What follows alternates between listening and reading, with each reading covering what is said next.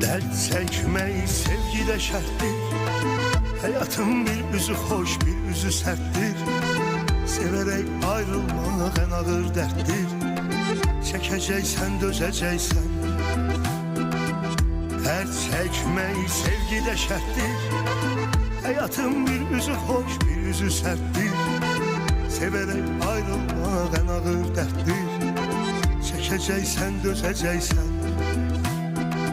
Sen bensiz darıxırsan mı? Darıxırsan mı? Sıxılırsan mı? Tutanın yoktur, yıkılırsan mı? Qəmdən boğulursan mı? Sen bensiz yanılırsan mı? Sevilirsen mi? Danılırsan mı? Her gün başka kola atılırsan mı? Eşya tek satılırsan mı?